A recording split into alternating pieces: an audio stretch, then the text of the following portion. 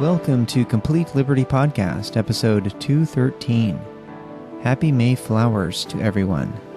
Even New Hampshire's April snow showers have given way to things blooming now. It's been way too long since the last episode. I really appreciate your patience. I finally have Complete Liberty Inside Out for you.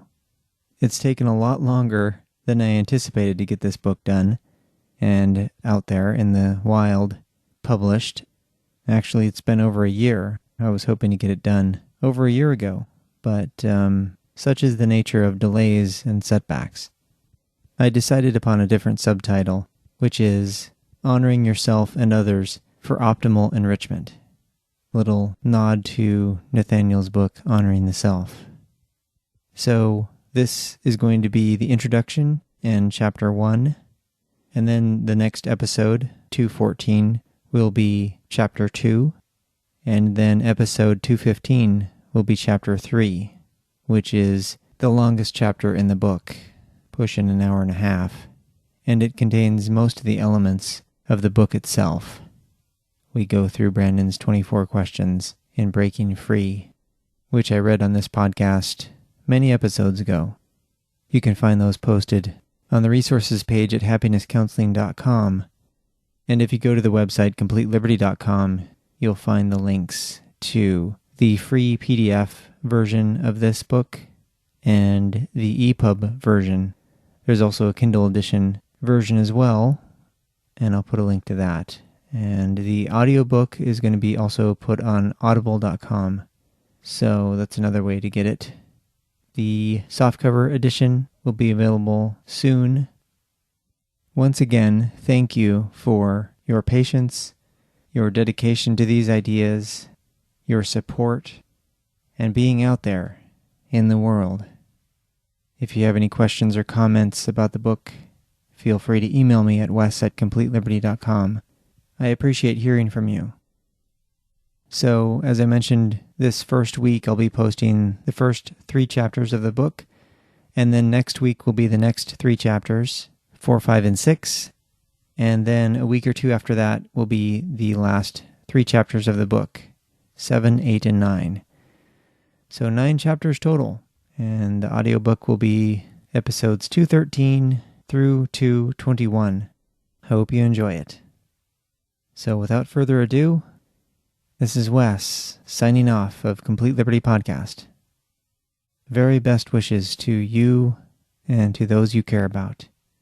Peace, love, and complete liberty. Complete Liberty Inside Out. Honoring Yourself and Others for Optimal Enrichment. By Wes Bertrand. Published 2015. To the late psychologists Nathaniel Branden and Marshall Rosenberg, who were my long-distance mentors. Introduction. My previous book, Complete Liberty, concerned the basics of our dire political predicament in America, as well as elsewhere. As goes Pax Americana, so goes the rest of the world. It explored the main problems with, and some of the reasons for, our distinct lack of freedom, as well as the solution of voluntarism, or complete liberty. Yet from a psychological standpoint, the first book didn't really explore the heart of the matter. So in this second book about complete liberty, in addition to revisiting many philosophical topics, we'll especially delve as deeply as possible into the psychological realm in order to comprehend the full context. Ultimately, freedom is an inside job. I began the Complete Liberty podcast in 2008, a year after publishing the first book. Since then, I've covered many important topics on the show concerning why we don't have complete liberty, and more importantly, how we can go about achieving it. While many of these vital topics didn't make it into the first book, they're definitely in this one. As covered extensively on the podcast, childhood experiences prove to be key to political philosophy. The misfortunes, misunderstandings, conflicts, and other painful things that we experienced as children tend to have many parallels in our adult lives and in societies across the globe, which are awfully upsetting, frustrating, disappointing, and painful. This book can help us to breathe deeply and open a compassionate space for ourselves and others about these parallels. Essentially, we can realize the connections between our present and past environments. Nearly all the harsh communication and violent conflict in the world represent the expressions of unprocessed or unresolved trauma from our childhoods.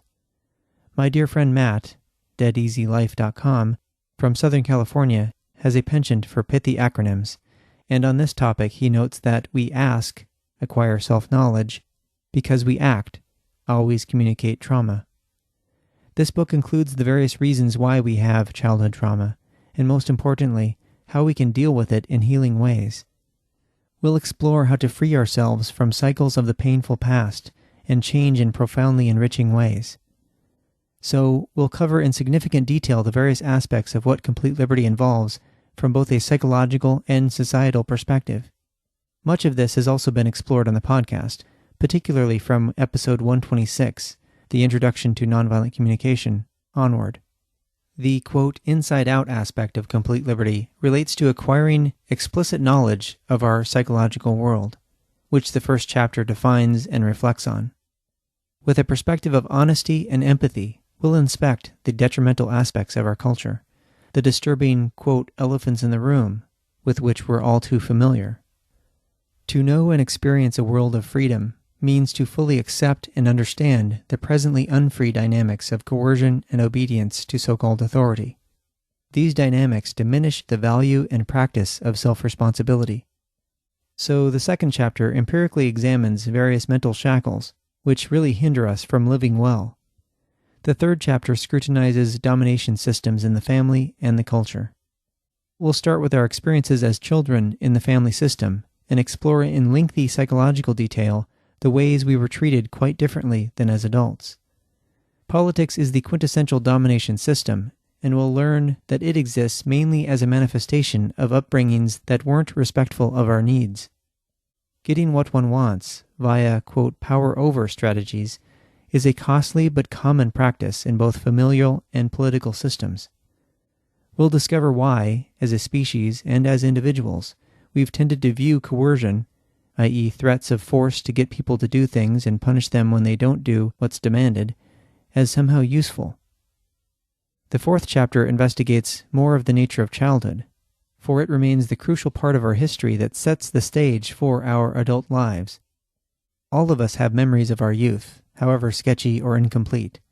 Following from our deep exploration of childhood experiences with parents in the previous chapter, we'll step out of the conventional notions of what constitutes a, quote, good parent versus a, quote, bad parent.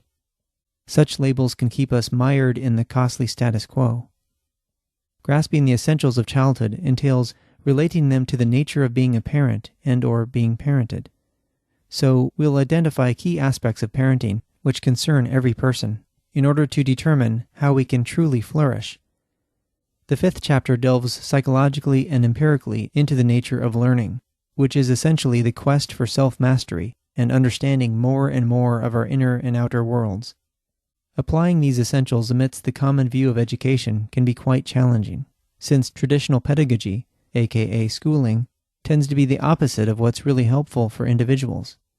Intrinsic motivation proves indispensable in this process. The sixth chapter covers the nature of self-esteem and why it's such a vital need for human beings. No other creature on this planet has this need, because it's based on our self-awareness and reasoning ability, and we'll learn what we can do to fulfill it without costs. The practices of self-acceptance, self-empathy, and self-compassion are integral to healing ourselves from harmful or dysfunctional processes and systems. The seventh chapter explains the ethical notions of selfishness and sacrifice, questioning their various assumptions. We'll learn that sacrifice, as both an idea and practice, causes lots of confusion and pain, personally and societally. This part of the book also makes explicit what's been mostly implicit throughout, the methodology and vocabulary of nonviolent communication, NVC, as devised by psychologist Marshall Rosenberg. NVC educates us in making clear observations without evaluating or opinion-giving, identifying and expressing feelings without moralistic judgment, recognizing our universal needs underlying our feelings, and finally, making practical or doable requests instead of demands for self and others in order to make our lives more wonderful. In the developmental process of cultivating a connected and compassionate consciousness, we go from being relatively unskilled to awakening to capable to integrated. The human mind takes time to transition from our typical family and cultural training of non-integration and disconnection to one of needs-fulfilling integration, which we'll learn about in detail. The 8th chapter explores the explicitly peaceful philosophy of voluntarism and how it can foster and keep a world of free-thinking, authentic and connected, happy adults and children. The nature of complete political liberty is a free marketplace in which trust in self and trust in others are the norms, rather than the exceptions. Currently prevalent practices of retribution and injustice can be replaced with restorative practices of empathy and justice, so people and communities can be safe, resourceful, and versed in both resolving conflict in win-win ways and helping people flourish. The 9th and last chapter examines what promotes the aforementioned ideas and practices, i.e. memes, so that we can transform our society into one that facilitates genuine self-expression and beneficial contribution. So we'll deal with the nature of change itself, and we'll delve into the future and imagine what's possible. The future can look ever brighter for us when we facilitate a mental shift in ourselves and others toward embracing life-enriching changes.